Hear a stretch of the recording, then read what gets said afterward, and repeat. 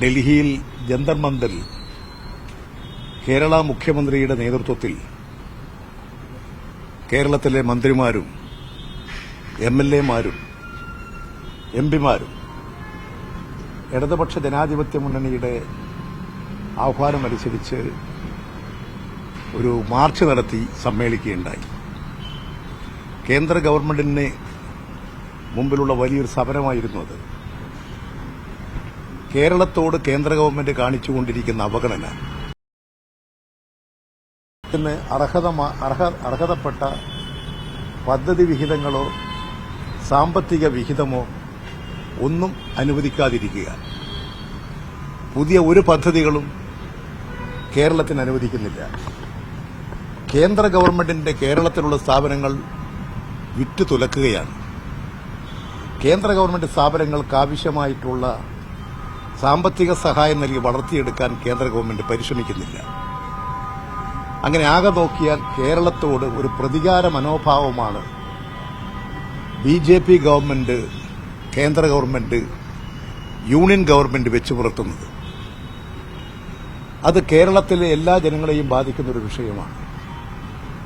കേരളം ഒരു വലിയ വളർച്ചയുടെ രംഗത്താണ്, ഒരു വികസന കുതിപ്പിലാണ്. കേരളത്തിലെ ജനങ്ങളുടെ പിന്നോക്കാവസ്ഥ പരിഹരിച്ചുകൊണ്ട് അതിവേഗത്തിൽ വളർന്ന് വികസിച്ചുകൊണ്ടിരിക്കുന്ന ഒരു നാടാണ് കേരളം. അതിദരിദ്രരായിട്ടുള്ള ജനവിഭാഗങ്ങൾ അതിവേഗത്തിൽ അതിൽ നിന്ന് മുക്തി നേടുകയാണ്. നീതി ആയോഗിന്റെ കണക്കനുസരിച്ച് തന്നെ ഏതാണ്ട് 2-3 മാസങ്ങൾക്ക് മുമ്പ് 0.7% അതിദരിദ്രർ കേരളത്തിലുള്ളത്. അവരെ കൂടി പ്രത്യേകമായി അതിദരിദ്ര ജനവിഭാഗത്തിൽ നിന്ന് ഉയർത്തിക്കൊണ്ടുവരാൻ ഫലപ്രദമായ നടപടികൾ കേരളത്തിൽ ഗവൺമെന്റ് സ്വീകരിച്ചു വരികയാണ്.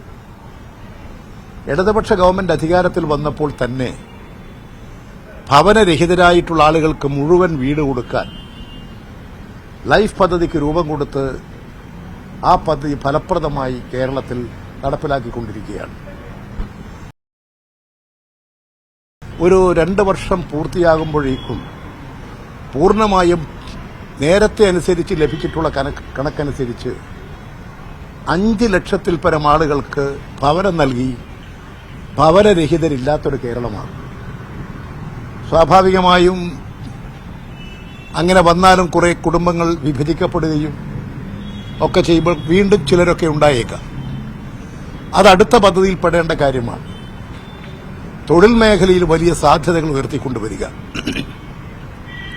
ആരോഗ്യരംഗം മെച്ചപ്പെടുത്തുക, വില നിലവാരം പിടിച്ചു നിർത്താനുള്ള നടപടികൾ സ്വീകരിക്കുക, കാർഷിക മേഖലയെ അഭിവൃദ്ധിപ്പെടുത്തുക, കേരളത്തിലെ ജനങ്ങൾക്കിടയിൽ സാഹോദര്യം, ഐക്യവും വളർത്തിയെടുക്കുക, സാമൂഹ്യക്ഷേമ പെൻഷൻ ഉൾപ്പെടെയുള്ള വിവിധ പെൻഷനുകളെല്ലാം ഫലപ്രദമായി നടപ്പിലാക്കുക.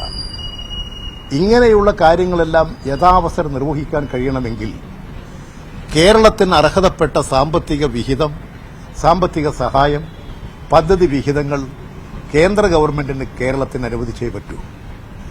ഇതിനോട് തികച്ചും നിഷേധാത്മകമായ സമീപനമാണ് നടപ്പിലാക്കിയതോടുകൂടി എല്ലാ നികുതി വരുമാനങ്ങളും കേന്ദ്രം കൈയടക്കുകയാണ്. നേരത്തെ ഞാൻ പറഞ്ഞിട്ടുള്ളതുപോലെ കേരളത്തിൽ നിന്നും ആ നികുതിയിൽ കേരളത്തിന് ലഭിക്കുന്ന വിഹിതം 25 പൈസയാണ്. എല്ലാ സാമ്പത്തിക സ്രോതസ്സുകളും വരുമാനങ്ങളും കേന്ദ്രം കൈയടക്കുക, സംസ്ഥാനങ്ങളെ സാമ്പത്തികമായി ദുർബലപ്പെടുത്തുക. സംസ്ഥാനങ്ങൾ ശക്തിപ്പെട്ടാലേ യൂണിയൻ ഭരണം ശക്തമാകൂ. അതുകൊണ്ട് ഒരു ഫെഡറൽ സംവിധാനം ശക്തിപ്പെടണമെങ്കിൽ സംസ്ഥാനങ്ങൾ ശക്തിപ്പെടണം, അതിനനുസരിച്ച് കേന്ദ്രവും ശക്തമാകും. ഈ ഫെഡറൽ തത്വങ്ങളുടെ ലംഘനമാണ് ഇപ്പോൾ നടന്നുകൊണ്ടിരിക്കുന്നത്. അതുകൊണ്ടാണ് കേരളത്തിന് അർഹതപ്പെട്ട സാമ്പത്തിക സഹായം, വിഹിതം, പദ്ധതി വിഹിതം, പുതിയ പദ്ധതികൾ ഇവ നിഷേധിക്കുന്ന കേന്ദ്ര ഗവൺമെന്റിനെതിരായി ഒട്ടനവധി നിവേദനങ്ങൾ നടത്തി. മന്ത്രിമാർ ഡൽഹിയിൽ ചെന്ന് നിവേദനം കൊടുത്ത് ചർച്ച ചെയ്തു, പ്ലാനിംഗ് കമ്മീഷനുമായിട്ട് ചർച്ച ചെയ്തു. പക്ഷേ കേരളത്തിന്റെ പദ്ധതി വിഹിതങ്ങൾ അനുവദിക്കാനോ സഹായങ്ങൾ തരാനോ ഉള്ള ഒരു നടപടിയും കേന്ദ്ര ഗവൺമെന്റ് സ്വീകരിക്കുന്നില്ല. തികച്ചും കേന്ദ്രമന്ത്രിമാർ ഇവിടെ വന്ന്, പ്രത്യേകിച്ച് ധനമന്ത്രി തന്നെ നിർമ്മലാ സീതാരാമൻ തന്നെ ഇവിടെ വന്ന് നിഷേധാത്മകമായ നിലപാടാണ് സ്വീകരിക്കുന്നത്. അത്തരമൊരു നിലപാടിൽ പ്രതിഷേധിച്ചുകൊണ്ട് കേരളത്തിന് അർഹതപ്പെട്ട സാമ്പത്തിക പദ്ധതികളുടെ വിഹിതവും സാമ്പത്തിക സഹായവും നികുതി വിഹിതവും ലഭ്യമാക്കണം എന്നാവശ്യപ്പെട്ടുകൊണ്ട് നിവേദനങ്ങളും അതുപോലെയുള്ള ചർച്ചകളുമെല്ലാം പരാജയപ്പെട്ടു. ആനുകൂല്യങ്ങൾ ലഭ്യമാകുന്നില്ല എന്ന് വന്നപ്പോഴാണ് മുഖ്യമന്ത്രിയും മന്ത്രിമാരും MLA-മാരും MP-മാരും ഡൽഹിയിൽ പോയി സമരം നടത്താൻ തീരുമാനിച്ചത്. അതനുസരിച്ച് ഇന്നലെ രാവിലെ കേരള ഹൌസിന് മുമ്പിൽ എല്ലാവരും സമ്മേളിച്ചു. അവിടുന്ന് മുഖ്യമന്ത്രിയുടെ നേതൃത്വത്തിൽ തന്നെ ജാഥ ഡൽഹി പരിസര പ്രദേശങ്ങളിലുള്ള ധാരാളം ജനങ്ങൾ, സർക്കാർ ജീവനക്കാര്, യുവാക്കൾ, വിദ്യാർത്ഥികൾ, കേരളത്തിൽ നിന്നൊക്കെ പോയി പഠിക്കുന്ന വിദ്യാർത്ഥികൾ എല്ലാം ഇത് കാണാനും അഭിവാദ്യം ചെയ്യാനുമായിട്ട് മന്ത്രിയോടൊപ്പം തന്നെ CPM-ന്റെ general secretary Sitaram, general secretary ും അതിൽ പങ്കാളികളായി. അവർ ജന്തർ മന്ദിറിലെത്തി അവിടെ സമരം ശക്തമായിട്ടുള്ള ഒരു ബഹുജന മുന്നേറ്റം സംഘടിപ്പിച്ചു.